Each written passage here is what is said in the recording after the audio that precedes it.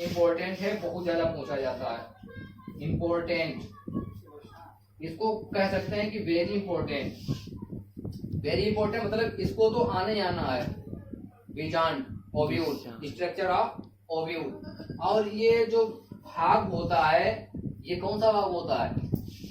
स्त्री भाग। स्त्री मतलब फीमेल रिप्रोडक्टिव पार्ट होता है प्लांट का।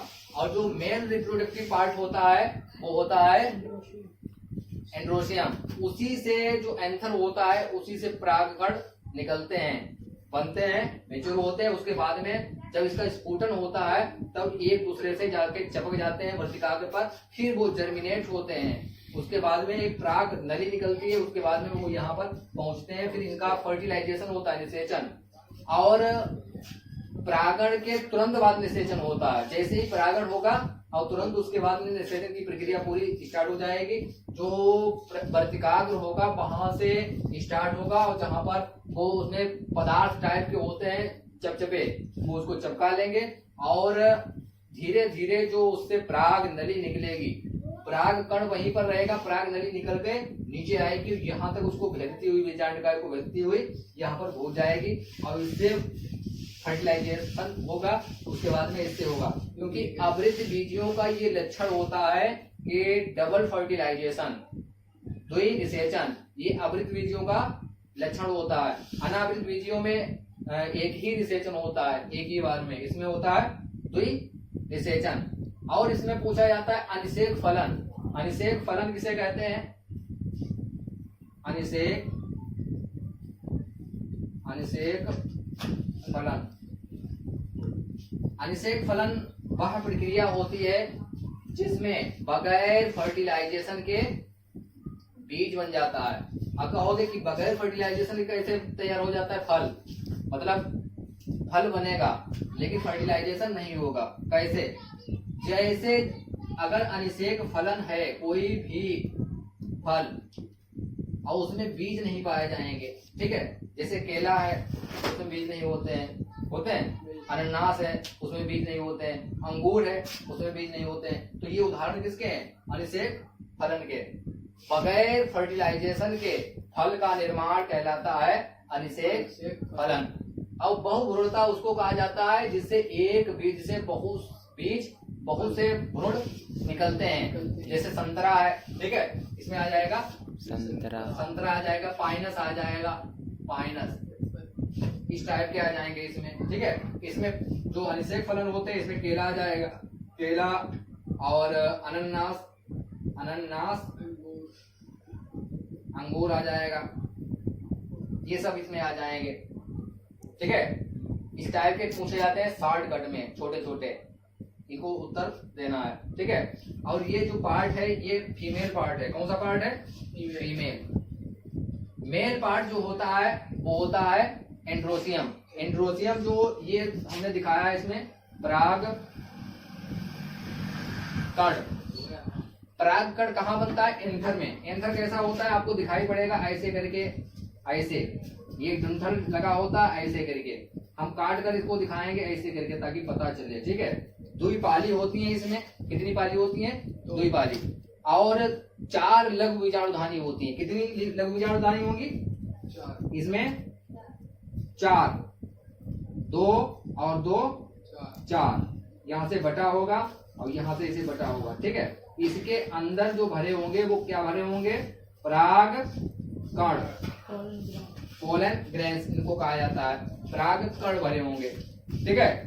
अब इसका पूछा जाता है कि इसका नामांकित चित्र बनाइए लघु बीजाणुधानी का। इसमें 4 लघु बीजाणुधानियां होती हैं। ये क्या है? ये पराग कोश है। क्या है? पराग कोश। पराग कोश में द्विपालित होता है। ये द्विपालित होगा, पालियां 2 होंगी, 1 और 2, लेकिन इसमें 4 लघु बीजाणुधानियां होंगी। कितनी होंगी? 4 लघु बीजाणुधानियां होंगी। इसमें अर्धसूत्री विभाजन होता है। अर्धसूत्री विभाजन पढ़ा है? अर्धसूत्री विभाजन में एकमात्र कोशिका से 4 पुत्री कोशिकाओं का निर्माण होता है, ठीक है। कितनी? इसमें विभाजन कौन सा होगा? अर्धसूत्री विभाजन।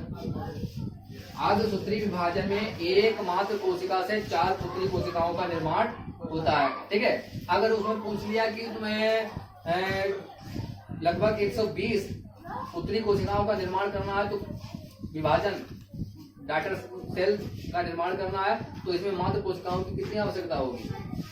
डिवाइड भाग कर दें उसको, कितना आ जाएगा? अगर पूछा जाए कि 12 मात्र कोशिकाओं से कितनी पुत्री कोशिकाओं का निर्माण होगा, तो 12 चौक 48। ठीक है, 4 गुना कर देना है। अगर उल्टा भी पूछ सकता है, 120 पुत्री कोशिकाओं को बनाने के लिए कितनी मात्र कोशिकाओं का निर्माण होगा, तो आप भाग कर देंगे।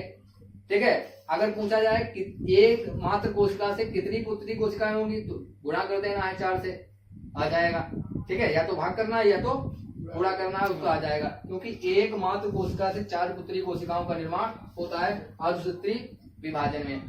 ठीक है, इस हिसाब से अब ये पूरा पराग कोश है जिसमें लघु बीजाणुधानियां होती हैं 4। कितनी होती हैं? 4 लघु बीजाणुधानियां होती हैं 4। ठीक है, पाली कितनी होती हैं? 2। विभाजन कैसा होता है? अर्धसूत्री। अर्धसूत्री विभाजनों का एक मात्र कोशिका से 4 पुत्री कोशिकाओं का निर्माण कहलाता है अर्धसूत्री विभाजन। पूछा जाए कि 10 मात्र कोशिकाओं से कितनी पुत्री कोशिकाएं बनेगी? 10 चौक 40। 50 मात्र कोशिकाओं से कितनी पुत्री कोशिकाओं का निर्माण होगा? 5 चौक 20, 200 होगा। ठीक है, 50 से बन जाएंगी 200, क्योंकि 1 से 4 का निर्माण होता है, तो 50 से 200 बन जाएंगी। ठीक है, अब इसी को खींच के निकाल कर यहाँ दिखाया गया है। इसके भी पार्ट दिखाई पड़ते हैं। ये काहे के बने होते हैं? एक वाह है त्वचा होती है, वाह है त्वचा, जिसको एपिडर्मिस कह देते हैं, एपिडर्मिस। और इसके अंदर जो एक और त्वचा होती है जिसको कहा जाता है एंडोथीसियम। एंडोथीसियम कहलाती है। उसके बाद जो होती है वो होती है मध्य लेयर। कौन सी होती है? मध्य लेयर, या इसको मिडिल लेयर भी कहते हैं।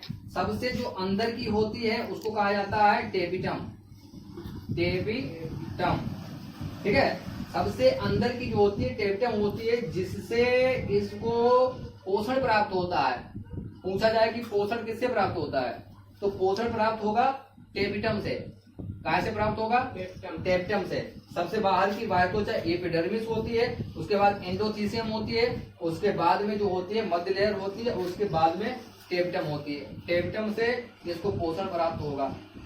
ठीक है, अब इसको खींच के निकाल कर यहाँ दे दिया है एक परागकण, क्योंकि इसमें हजारों परागकण भरे होते हैं, हजारों परागकण होते हैं इसमें, और एक को निकालकर यहाँ पे दे दिया है, तो एग्जाइन और इंटाइन, क्योंकि ये बाहरी त्वचा होती है और एक अंदर त्वचा होती है। स्पोरोपेलेनिन की बनी होती है और ये वेक्टोसेलुलोज की बनी होती है। ठीक है, यही जर्मिनेट होकर ये पराग नली का विकास कर लेती है। ठीक है, यही पराग नली बन जाती है, जो बीजांडकाय को भेदती हुई यहाँ पर आ जाती है, और फर्टिलाइजेशन होता है। उसके बाद में दूसरा फर्टिलाइजेशन, जिसको डबल फर्टिलाइजेशन कहते हैं, और आवृत्त बीजियों का ये विशेष लक्षण होता है। इतना तैयार रखना है इसमें कोई दिक्कत? इसमें मेल और फीमेल दोनों पार्ट हो गए हैं।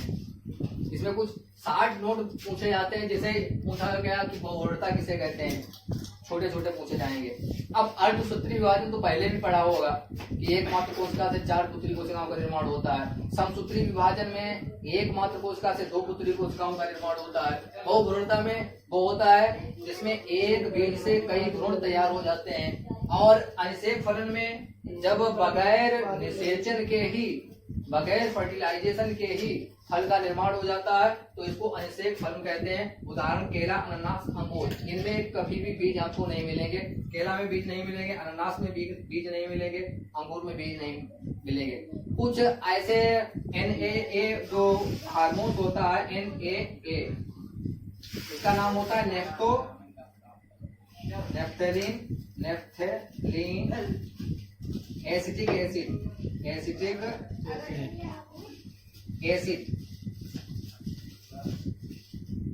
NAA एक हार्मोन होता है जिसका छिड़काव करने से भी उसमें बीज नहीं बनते। इनका यूज होता है, कई देखे होंगे टमाटर वगैरह बगैर बीज के आ रहे हैं तो उसमें कृत्रिम विधि से कराया जाता है, और कई सेब वगैरह आते हैं, संतरा वगैरह आते हैं तो उसमें नहीं आते हैं, तो इस हिसाब से उसमें बनाया जाता है। लेकिन प्राकृतिक पूछा जाए तो प्राकृतिक में उदाहरण देना है केला, अनानास और अंगूर। ये 3 उदाहरण है जिसमें बीज नहीं बनते हैं, अनिषेक फलन होता है।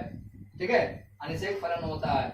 और बाकी जो भारतीय भ्रूण विज्ञान के जो जनक हैं वो है पंचानन माहेश्वरी। ठीक है।